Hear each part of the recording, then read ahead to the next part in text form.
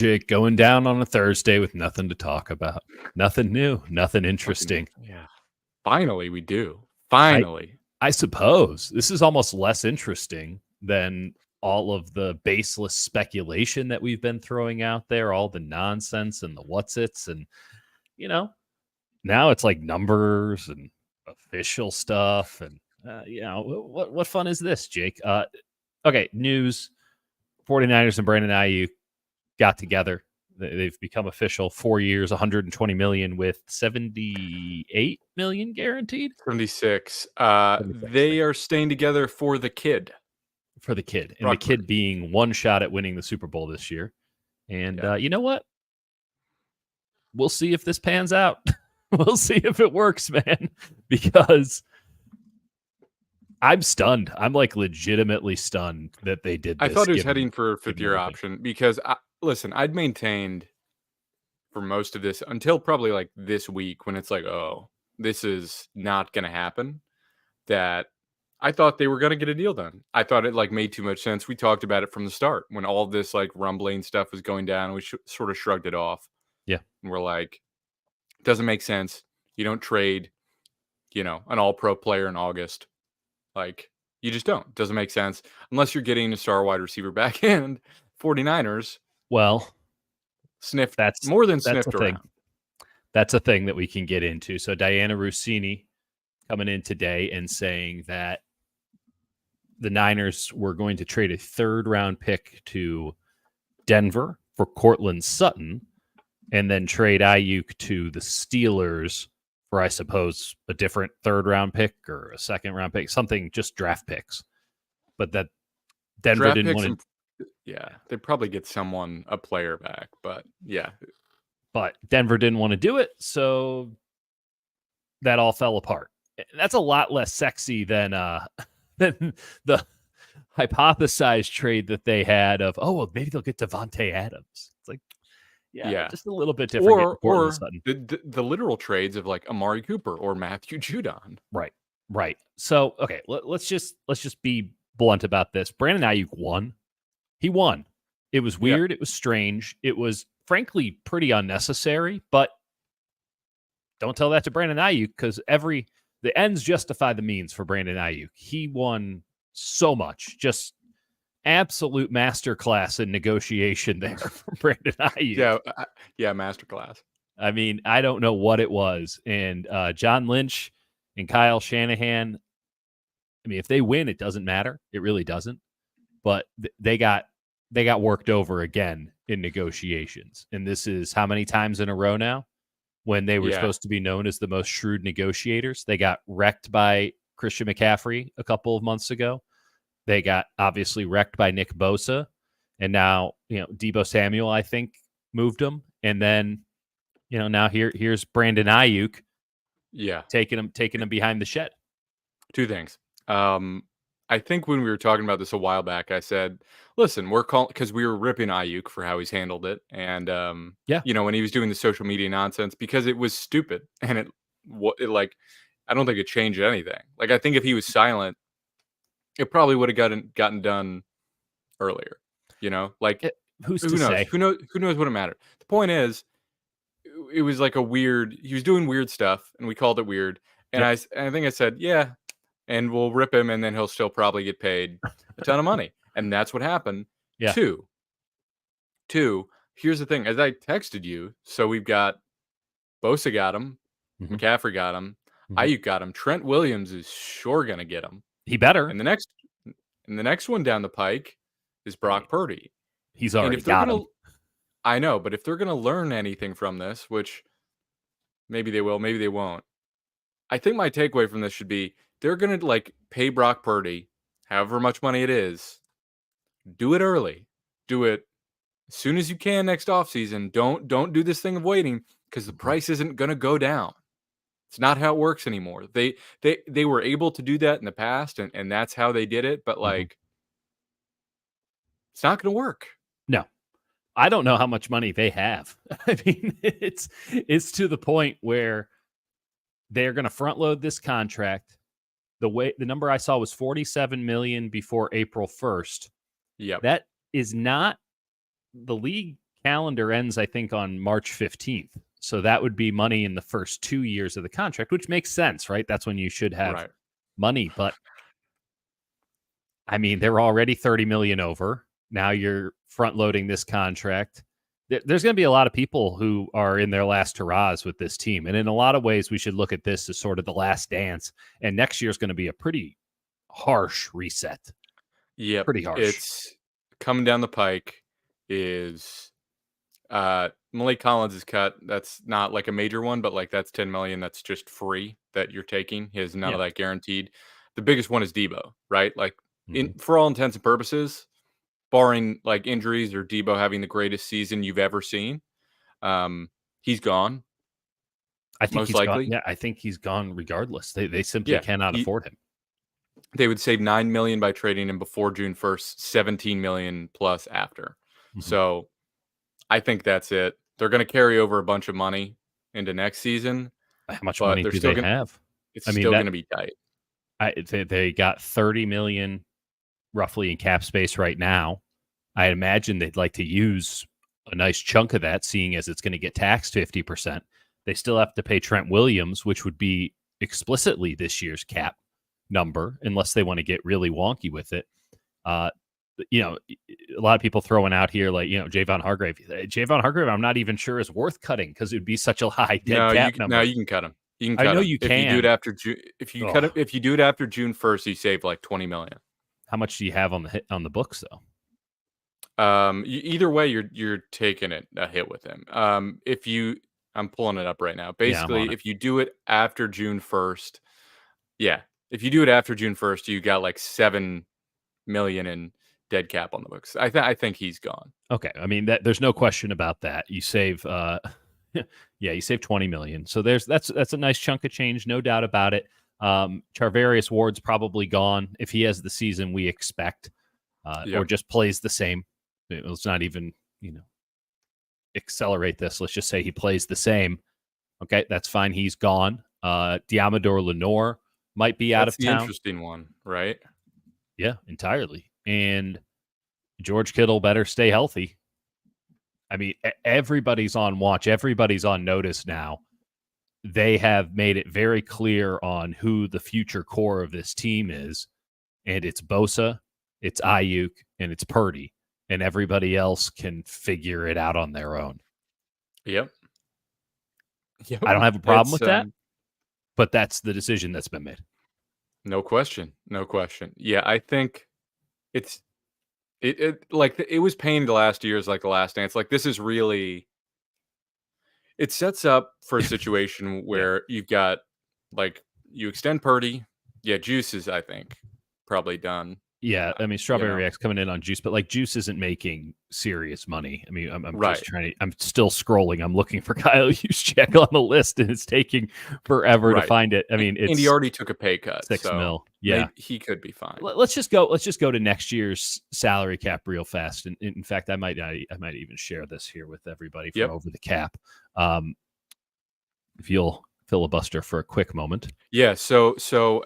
Basically, you got a situation where Debo, I think it's probably it for him. The thing about Mooney Ward, if you don't extend him, you're still paying him 12 million on the cap.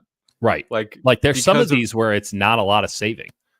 And like extending Mooney might make more sense because you're already paying him than Lenore, but you also need a star nickel probably more than you need an outside corner. Okay, so this is the Niners 2025. I'm not sure if anyone can see this, but I'll read it. And certainly for the audio audience, I'll read it as well. They are already 28.2 million over in cap space. That doesn't seem great. Debo, let's just say pre-June 1, you're going to have 15 million in debt. But Debo, I say they're going to trade him. Doesn't change anything. Post June 1, you can get a lot of savings. I'm not sure who wants to do a post June 1 trade for Debo Samuel. But perhaps. So he's out. Charvarius Ward's in a void year, but that's just 12 million. He's just got a $12 million cap hit for not playing for this team. I mean, I guess they could restructure it and save $8 million, but I don't know I don't. This is the D Ford situation all over again. It's the Trey Lance Yeah. situation all over again. Fred is an interesting one, right? I think there's nobody who's safe. Nobody who's safe in this roster. And listen, I think Fred Warner might be as close to safe as anybody, but it's a contract they can get off of. The only guys I really consider safe on this roster are rookies, guys who are like super cheap, some of it's basically you got rookies and then you've got Purdy, Nick Bosa, and Fred Warner. I think Fred Warner's safe. I think he and is then too. And then probably Trent Williams when you extend him and you have to guarantee his next year, which might be their holdup. Yes.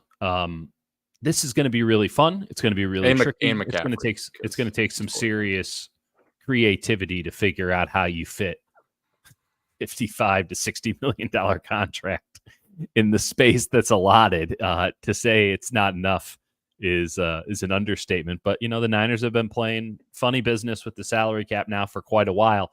Giannis coming in. Have I said that wide receiver is a bubble yet? No, I haven't. But let me say it right now. If this doesn't make you believe it's a bubble, buddy, I don't know.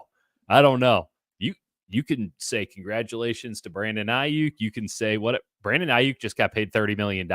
He's getting paid as much as Tyreek Hill. Brandon Aiyuk. We can all agree that he's a really good player, but you're paying Brandon Aiyuk as much as Tyreek Hill is being paid by the Miami Dolphins. Those are two very different things. It's a bubble. The Niners have decided that they don't care. We'll see how that works out for them. I'm not saying it's going to go poorly, but I'm also not saying it's a win. It's not that they don't care. They care, but they don't care. Basically, listen, the Niners don't care enough upset. To do something about it. The Niners are upset. Let me just mention this very quickly. Yes. This thing is so weird. And obviously everyone knows how weird it is, right? Right. I'll just go through the quick timeline. They were close in talks. You're alleging that not just the process, but in fact today and the news coming out continued the strain of weird that has infected everything so far in this process, right? I'm not even alleging. So here's what happened. The news comes out, right? It's reported by NFL Network. Ian Rappaport, Mike Garafolo, those guys, they tag the agent, Ryan Williams, in it. They say negotiated by Ryan Williams, Yes. 4-year, $120 million Thank you, deal. Ryan, for sending us the text first. 76 million guaranteed. And then he puts out another tweet that goes, 47 million by April 1st of 2025. Massive. He says massive, period. Yeah. Clearly, that's coming from Ryan Williams and Brandon Aiyuk's camp. Adam Schefter goes and he says, the deal that Aiyuk signed was on the table August 10th. That's his first tweet. Yeah. August 10th, his holdout did not change anything. The hold-in is over. Very clearly from the 49ers of, we didn't cave. We put this offer out there weeks ago. We did not cave. Don't put in the paper that we caved. Exactly. Don't put it in the papers we caved. We didn't. And then Ryan Williams quote tweets that and goes, factually incorrect, but the money's still good. Schefter then updates his tweet and says it's August 12th. Oh, right. So it was on the table August 12th. That might be the only distinction, by the way, that Williams was talking about, just 2 days off, but that it was clearly on the table for a while. So the 49ers wanted out there that, listen, yes, we paid him, but it was an offer we made earlier, and we were not frazzled by his other stuff. And we actually laid down the law recently, and he caved. Aiyuk caved. I'm just saying, for it not to be a celebration of, we finally got this deal done. Yeah. This is our top target. It's Brock Purdy's top target. He's a young player. He's part of this young core. What a deal for them to go. We actually didn't cave. We won this deal. We won it. It's weird. And love again, being gaslit. It might not matter. It probably doesn't matter. Probably none of these weird vibes matter if it all works on the field, because they've got enough talent that it should work if they stay healthy. That said, don't just ignore that. Whatever. The Niners are pissed. The Niners are not happy They with the way didn't this have to went do down. this. I like Yeah, the notion that they like had their hands tied or that they had no agency is preposterous. Like you could just make them play on the 5th-year option and deal with this nonsense next year. But they could have. decided no, they want to put it behind them.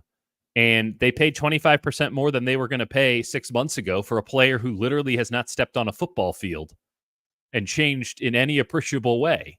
Like, Actually, he's less likely to produce than if they had paid him less that's right. because he hasn't practiced. That's right.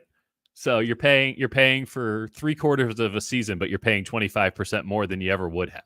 I mean, listen, Yeah, shouts to Brandon Aiyuk. It was strange and peculiar. I was not familiar with your game. Like, just full stop. He got exactly what he wanted. Uh, I I'm just baffled. And if I'm Trent Williams, I'm like, you know what? Toss another million or two on top of what I already asked for. Like, listen, man. why don't we just keep it going while we're at it?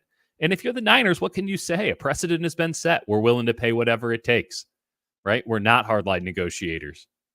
Again, I don't give a damn. I'm not paying for beer at the stadium, right? I don't have season tickets. If I'm a Niners fan who is fiscally invested in this team beyond watching on TV and wearing a jersey, I'm going to feel this. They're I'm gonna going to be feel this. they're gonna be selling a ton of Niners merch at the World Cup. You I better mean, believe it. they are. It is. Oh, What else?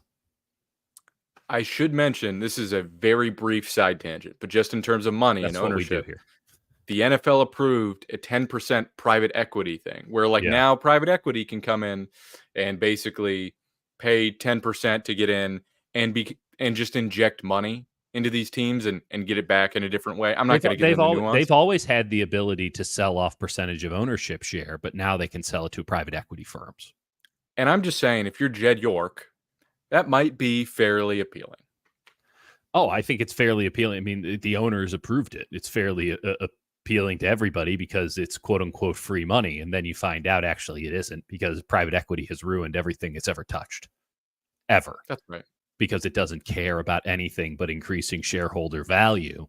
And it doesn't actually work to create good products. It creates to exist as sort of a fugazi, as sort of it's an avatar for profit share or for, it's so bad. It's so bad. And I'm sure that NFL teams will not regret at all taking that money from people who are not at all interested in helping the product, but in fact only in growing the product at all costs.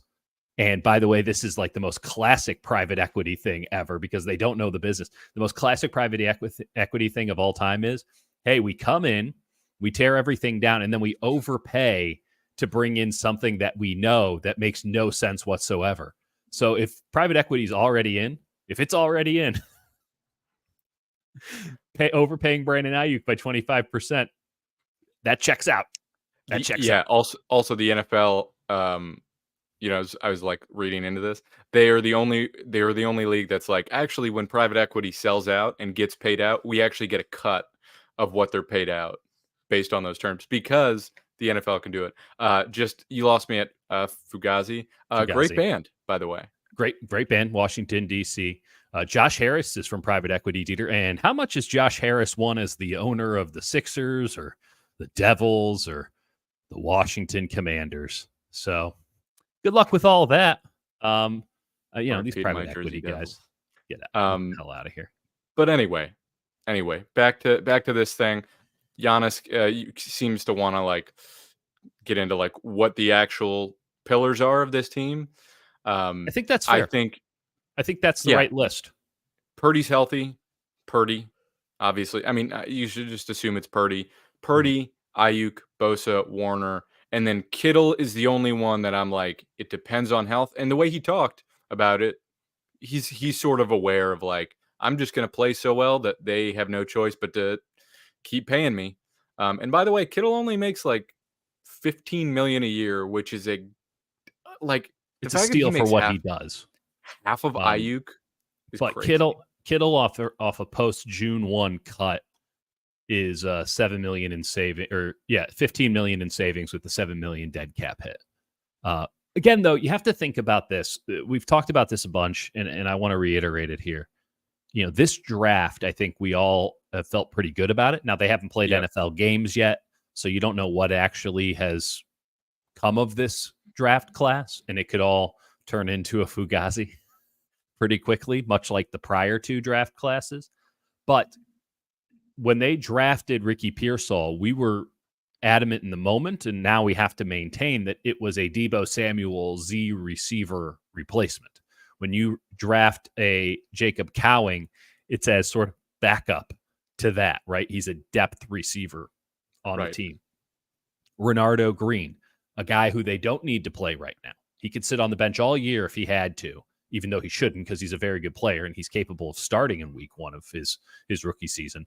But he's the guy who takes over either from Diamador Lenore or from Charvarius Ward. And they've cross-trained him in a way to say, hey, they could do it either way.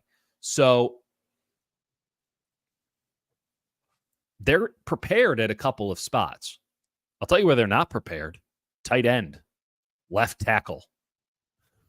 Guess they can get away with it at middle running back, linebacker. Middle linebacker. They're not prepared. So that's something that we have to acknowledge as we sort of look forward here and try to figure out who the Niners will or will not keep. They don't have the depth in place currently to survive at a couple of positions where they get rid of a top player because he's making too much money. And then you end up in a situation where you're not playing from ahead. You're in a situation where you're playing catch up, and now you're trading DeForest Buckner for Javon Kinlaw, and it never works out. That's that situation. Or you're trading 3 first-round picks for Trey Lance because you fell too far behind at quarterback, and now you got to catch up real fast. And clearly John Lynch and Kyle Shanahan are not good in a position like that. They need no expectations. They need a long paved path in order to draft well, because otherwise it's just luck. It really is. There's no rhyme or reason. And maybe it's like that for every team, but it does feel as if more teams are better positioned going into every draft than the 49ers. And the only time when the 49ers seem to come out ahead in the draft is when they're thinking a year beyond the upcoming season. Yeah. Real quick, people keep mentioning Hufanga. Like they're fine. They're fine. He's not going to be part of it. Like they're hopeful. Also not a fiscally important player. Right. It's just people keep mentioning that as like in the same thing as like Lenore. And I don't think that's like Talanoa Hufanga's base salary is less than $5 million. Right. And he's a free agent at the end of the year. Like it's not something that, that's just not of concern. Like if factually, yes, everyone's right. Like Hufanga's gone, but we knew that. Like that's not a new thing. Well, I was laughing because I thought of the worst idea of all time, which is a 49ers mock draft right now. right now. It's like, all right, guys. Well, we got Aiyuk locked up. What are we doing next season? Yeah, right. This season start doesn't putting matter. out mocks. Sim to the end. Sim to the end. I'm legitimately stunned. I'm stunned. And by the way, I call total bullshit on this offer's been on the table since August 10th or 12th. The last 3 weeks have just been a runaround. What are we talking about here?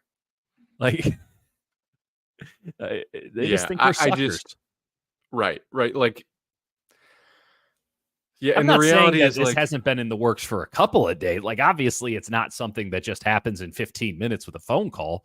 But right, but like Aiyuk and his side didn't see the 49ers threatening them. Like the rumblings weren't like they weren't told, and they had no idea the 49ers would start threatening them on Wednesday. Like, come on.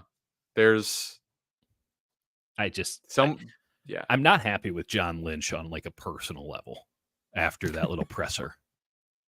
He didn't answer your one question. No, but he was terse and obfuscating and frankly dismissive, and then he just outright lied a couple times. I mean, I'm standing on the side of the practice field. I'm sure Eric Saubert was getting an earful because he was standing right in front of us for an excessive period of time. Oh my God, he was. And big man could play right tackle. Regardless, When we got the email breaking down the 3 roster moves, which it's like, well, I can see Eric Saubert. I'm aware he's on the team, Right. given that you sent this email out. But when Matt Mayoko asked John Lynch, hey, have you done any roster moves with the 53 man today? And John Lynch goes, today? No. And then 5 minutes later, we're on the practice field and they send out an email with 3 roster moves that are all on the 53. And you're like, why did you lie? Like, it doesn't matter because, again, the information got out. It was weird. It was quickly, weird because it's not usually like that. Why are you lying? Why are you pretending as if actually this contract is the exact same with no details whatsoever different from August 12th? Make sure you put that in the newspaper, Adam Schefter. Like, what? Why are you trying to play PR? Just shut up and win football games. Like, you made the move. Let people dissect it however they want. It doesn't matter. If you win the Super Bowl, no one's going to ask you, yeah, but how much did you pay Brandon Aiyuk? They'll ask it once the contract's up. And that's on Aiyuk just as much as it is on the 49ers because he's the one who said, you need to pay me like a top wide receiver. Better go out and play like one. And I'm not saying there's much of a gap between him and a top receiver like an Amon-Ra St. Brown or a CD Lamb or these guys who are getting paid 30. But you're in that class now, buddy. Yep. So you better go out there and catch 100 passes. That's actually the last thing I wanted to mention is, so with these other negotiations, I think it was very clear like how it would work, right? When you had Fred Warner, best linebacker in football, linebackers actually don't cost that much. No. George Kittle, arguably the best tight end in football, like true tight end. He is the best true tight end. Kelsey's basically a wide receiver. If you're having a conversation about tight end and you don't include George Kittle in the very short list of best players, you're embarrassing yourself in the sport of football. Correct. So you have Kittle at the top, you have Warner at the top, Trent Williams at the top, Christian McCaffrey at the top, Nick Bosa at the top. Very clearly, Deebo Samuel coming off a that's right, borderline offensive player of the year season, and was like being negotiated at the same time as like 2 of his other receivers by the same agent. So there was like a very clear place. Aiyuk, I think he is a top 10 receiver in the league, but like I'll admit, like still not as proven as other guys. Part of that is the nature of the system and the fact that he's not getting as many targets and he can't go out there with CeeDee Lamb level targets and prove all that. But they won't put him in the slot for him. God, I can't even get in. But it's not like clear where Aiyuk stands. It's not like you could say, okay, yeah, Aiyuk's top 10. It's like you asked me where in the top 10. I'm like, well, let me think. And like on an even playing field, which coach. So there is like a discussion there. I think that's a huge that's the crux of why this was such a pain in the ass to deal with, because the 49ers said, all right, we think you're in like sort of this range. And we think wide receivers are like kind of overpaid. And Aiyuk went, well, I'm right here. And you're going to pay me. I'm Amon-Ra St. Brown, and you're going to pay me as Amon-Ra St. Brown. In the end, they pretty much did. So let me ask you this. Let's just lay it on the line here. There's a clear upper echelon, right? Like Justin Jefferson. Like I'm going to ignore the Tyreek Hill of it all because it doesn't make any sense. But is Brandon Aiyuk closer to Devontae Smith, A.J. Brown, or DJ Moore?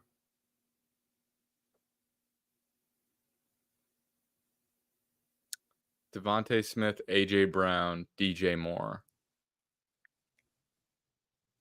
I guess like DJ Moore. Okay, well, it doesn't matter because all of those guys get paid less than him now. Right. But like I can't tell you he's better than all those guys. Right. Like A.J. Brown, I think is sneaky still in that like kind of that top tier. But I would legitimately take 2 out of the 3. I wouldn't take Devontae Smith, but if I wouldn't take DJ Moore over Aiyuk.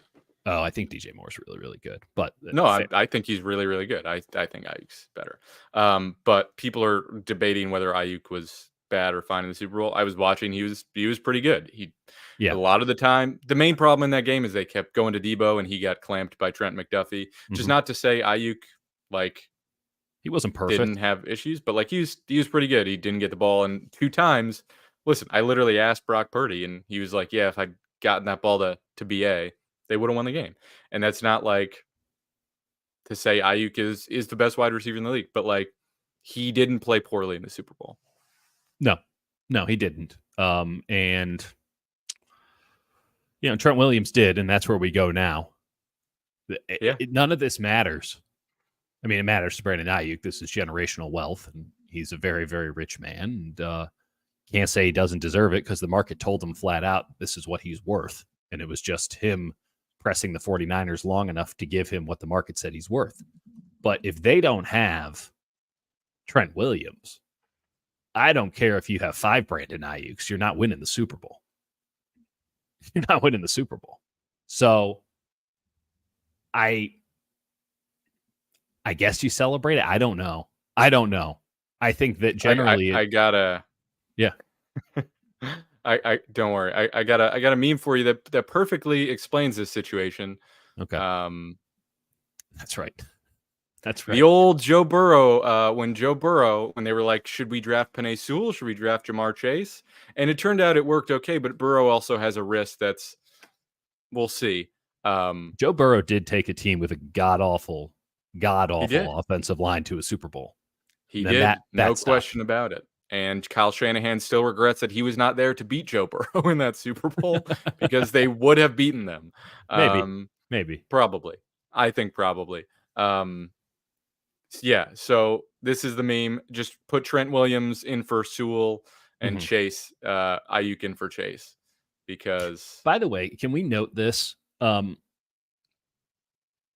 Not having a future left tackle on this roster right now, as advocated, as much as we advocated for Ricky Pearsall and as much as we celebrated that pick for the Niners because we liked it, like, not having that left tackle of the future on the roster right now is looking real dumb. They have two. They basically have two. They have 2 tackles. They have 2 tackles on the roster currently. Yeah. Can they slide out Ben Barch and Jalen Moore? No, they can't. It's not even like I wonder if they'll get a deal done with Trent Williams. They have to, because they don't have enough tackles on the roster. And the alternative, someone asked, like, John, or Kyle, like, could you're going to bring back Chris Hubbard, Brandon Parker, maybe? If you're asking that question, like, not to shit on whoever's asking, like, I just mean, if the question itself is being asked of, you think you guys might need to bring back Chris Hubbard or Brandon Parker, and you're seriously going, yeah, we're going to need those guys, you're cooked. Like, you can't be serious and say, all right, we need, Chris Hubbard and Brandon Parker. Like, it's just not a serious approach. So Trent, I would say the true deadline for Trent, as far as the 49ers are concerned, is like next Friday, because that is like their real practice of the week. Like the day before, like, let's call it Thursday, he practices Friday. You got to have him in the building. Yes, full stop. And every day that he's not there, he gets to just say, actually, the price went up. You're going to pay me the full bulk for fewer games. This is a win for me. I'll do this all fucking month. I'll do this all season. Yeah. One regret I wish is it wouldn't have mattered, but like, I wanted to ask John, do you think you can win a Super Bowl without Trent? And I should have just asked. We should have done it. Yeah. It's honestly such an obviously, like, just to see him squirm. No. Yeah, I should have. That's my only regret. And the answer is no, not even close. Is Hubbard better than McKivitz? No. Both of those players are legitimately awful. Like, I don't mean to be crass, but they're really, really bad. No, Hubbard's not good, but he's Parker's worse. Let me ask you this: have Hubbard or Parker been picked up by any other teams? No, they're not even on a practice squad. They're just hanging out there in a league that's desperate for offensive tackles. I got nothing against these guys. I'm just saying they were. I'm sure they're lovely men, or not. I don't give a hoot. I'm going to talk about them in the realm that they play. They play professional sports for a living. It is public entertainment. We're out there. They're out there. We get criticized, they get criticized. We praise, they praise. Like it's fair game, buddy. I'm not impugning their personal character. I am impugning their ability to play football at an NFL level. I am. Full stop. They're not very good. They're certainly not good enough. And if this is your plan, and the 49ers didn't pretend they were. Well, if they don't have Trent Williams, then they're coming back into the fold as their plan, and that's a really shitty plan. That's a really shitty plan. And it doesn't matter, again, how many Brandon Aiyuks you have. You can have all of your best players on the field. You're not protecting Brock Purdy with the offensive line they have today. You're not doing it. And it's some real late-stage Russell Wilson Seattle energy with him just running around behind an offensive line that was getting beat off the snap again and again and again. And how did that work out? Listen, it was fun, but it didn't work out.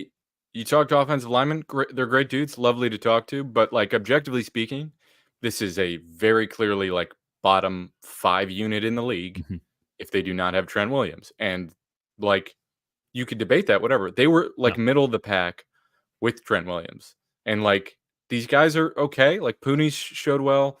Jake Brendel has had trouble snapping his knees. You know, we'll see if that holds up. Aaron Banks is a pinky thing. Cole McKivitz is, you know, he's paid cheaply to be a right tackle, very cheaply. You can do worse than Colton McKivitz, and that's if you pay someone more than Colton McKivitz to give you Colton McKivitz snaps, which is. But it's all built around Trent Williams, and if you don't have him or something that's even half of him, I don't know how you can theoretically go into the season and say, yeah, we feel good about this. No. So get it done. And here we go. Yep. All right. Yeah. Maybe we will talk about that. Maybe we will. Or maybe we'll be talking a lot about Dominic Pooney this season. One way or another, Brandon Aiyuk is very, very, very rich, and the ends have justified the means, and hopefully they did the same for you here, whatever the hell this was. Pause, and that's it for the show. Thanks. Adios.